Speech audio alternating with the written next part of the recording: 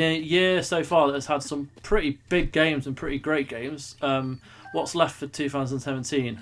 Well, it's Zelda, and Adam has been playing it, and I'm so keen to find out all about it because it is one of my most anticipated.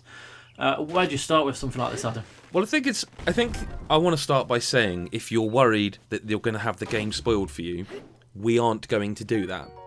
The only thing, excuse me, I will say is it's a Zelda game. Make of that what you will. However, I'm also going to start this, and I'm going to start big, and I'm sure the comments are going to absolutely savage me. I'm in my mid-30s. I've played, I think, probably every Zelda game. I've liked probably every Zelda game. In fact, the only one I never really got into was the one after Ocarina, Majora's Mask.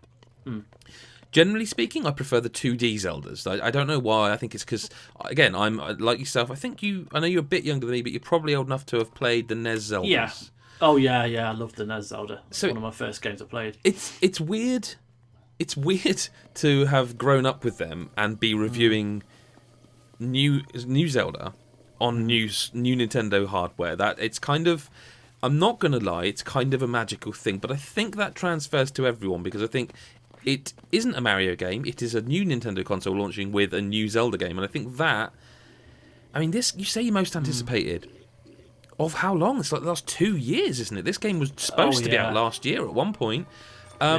I'm dilly-dallying around the point that I'm going to make, and we can go from wherever. From here, you can ask what you want, and we'll go from wherever. But I think in the years to come, this may be looked upon as the best Legend of Zelda game. Wow. Ever. Wow. Yeah. That's a big statement. I know, and yet I'm not scared of saying it. No. Yeah, normally you say something like that and you're like, oh, should I? I'm not. I'm pretty... at the moment, I feel that way about it, and I think in years to come, that's how people will look upon this game, as a masterpiece.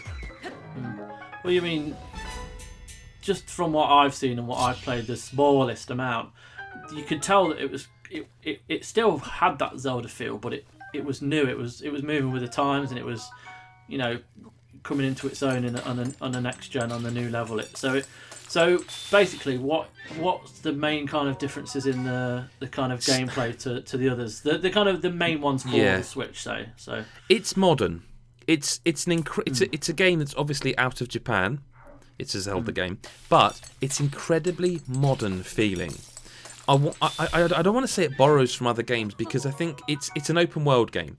Now, one of the things that open world games do is they say things like, you can go anywhere. That's a lot of games say that. Like, it's the kind of Skyrim thing, isn't it? Of, you can go anywhere. Well, they've said with Nintendo, they've said, like, if you can see it, you can go to it, right? And it's true. And I know that sounds like a weird thing because everyone will be like, oh, loads of games do that. They don't. They actually don't, because you can see it and you go to it, but there'll be some form of gating that stops you getting there. Or there'll be some sort of boss where it's like, oh shit, I'm not supposed to be here yet. I'm dead, I'm locked in, I can't pass through here, so I'm just going to have to load a save and go back the other way because it keeps killing me. Yeah. That does happen in Zelda, in Breath of the Wild. You will find, at several times in the first 5-6 hours, this happened to me 2 or 3 times, where I found something I probably could kill eventually, but I was underleveled. Well, not underleveled, there's no levels. Underpowered for. But that doesn't gate my progress. I could run away from that thing if I wanted to, or whatever it is. This game is probably the first game I feel truly earns that phrase, open world. So because Skyward Sword, for example, right, I didn't get on with that one as much as everyone else because I felt like it really took me... It didn't respect me. Like, that game has like a 5 to 10 hour long tutorial before you get into the Zelda game. This just goes. So this is like, Chris, we were at the Switch preview event, and that bit you played where you basically wake up and you leave and there's the world. That's the start of the game. Yeah, right. That's literally the start of the game. That's what happens, and as soon as you get out there, it's like, just go. Just go. Yeah. Straight away, there's combat. Straight away, and there's very light hand holding. Very light. There's a couple of shrines. It teaches you about shrines, but again, you don't actually have to. You could just go. Nah. I mean, you wouldn't be able to complete the game because the skills you get from the shrines kind of serve you for the rest of the game. It's quite hard as well which is Okay. which is refreshing and different for a Zelda game. Like the combat's quite difficult. Like I say, you can take on enemies that are way, way stronger than you, but there's moves that, like, if you dodge quickly, it gives you a chance to. I forget what it's called. It's called something like flurry or something. But if you dodge to the left when they swing for you, do you know, like the Bayonetta sort of thing, where like if you dodge at the right time, it slows time down. It's kind of that. Okay. You know, and there's obviously got bow and arrow, but again, it's like, for example, boomerangs, right? They're just some of them are weapons. You just pick them up. You just use them. It's just lying around, because the enemies will, like, if you burgle a camp sort of thing, they'll wake up and run to get their weapons. But everything they can use, you can use too. It's just totally open, and just the phrase is overused, and I know we should probably find a new phrase for it, but the phrase is emergent gameplay. Like, there's no second of this game where I was bored. I'm not saying I didn't fast travel, because I did, because sometimes it's a case of, I want to go and do that mission over there, and I've got a fast travel point, and it's going to take me 30 minutes to walk there, so I'm going to fast travel. Yeah. But that's not to say I was bored of the world. Like, there's just so much to do, Chris. Cool. I mean, it feels like there's I wouldn't say a survival element to it, but you say you can pick up anything and stuff like that. The crafting, there's the crafting elements to it, where you can pick up, you can make your own food, that sort of thing. Can you make your own weapons, or are they just pick up a sword? Yeah, you kind of. There are. I really don't want to get anywhere near spoilery. There are. Because weapons have durability, and some of them are crap. Like just it's almost like, well, I'm going to keep that sword just because. The one thing I think might annoy people, it didn't annoy me, but I can totally get why it would annoy people, is you can only carry so much stuff. You can actually upgrade those slots. Like, I forget what you start with. You can hold like 5 or 6 swords, but that's 5 or 6 melee weapons. Or you can also hold like 5 or 6 shields. Each kind of accessory or weapon type has a, the amount you can hold. Like, you can only hold 4 or 5 bows. You know what I mean? But you can actually upgrade those. It's quite a long thing to upgrade them a lot. There are weapons that are more durable, and there are weapons that are much better and that require you to, how shall we say, do questing that will give. I just don't want to spoil. I don't mean to stammer, but I don't want to spoil. There are side quests basically in this game that will allow you to get better, cooler weapons. I think that's all I'll say on that. The food element is really deep.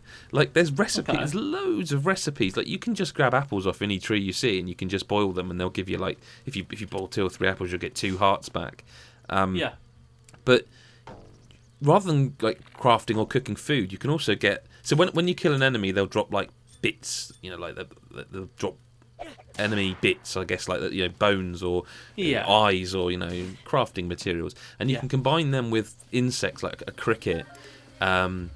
And like certain mushrooms, which can also be cooked, obviously, and you can craft a potion that's like a haste potion that gives you, say, I think what the highest I saw. No, I can't remember, but I remember seeing one for like 12 minutes of increased stealth or increased haste or that kind of thing. Like, there is quite a lot to that. You'll find little books lying around that are like, oh, don't tell anyone, but I've made a recipe that does this, that, and the other, and it's 1 mushroom, 2 of the. The world's littered with that kind of. Exposition, I guess, but not exposition. Is it? It's just such a complete. I haven't even talked about how it looks. Like, we're 9 minutes into this, and I haven't even talked about the audio. Like, fuck's sake! Like, in this game, if it rains, the rain masks your footsteps and makes you more stealthy. Right? Wow. In this game, if you're climbing a sheer cliff face and it starts raining, the rain makes the cliff face harder to climb. You will slip down, which obviously uses more stamina. It's just. That's nuts. I mean, the stamina I've mentioned. There's so much to talk about in this game. I feel like I want to sit in a room for an hour and just talk about this game. It's insanely good, and so I suppose I haven't mentioned any flaws, and it's not perfect. Like, the frame rate does drop occasionally. I'm one of these people that bugs me usually. Like, I will call that out and say, like, that's not good enough. It didn't bug me in like 30 hours of gameplay. it's definitely noticeable on Switch. Like, definitely noticeable. I'm not going to sit here and pretend it isn't, because it is. And occasionally there's a little bit of texture fade, and I say fade because it's not popping. It does. Okay. You might be walking along and you'll see sort of top left of your screen a little bit like a tree will fade slowly in.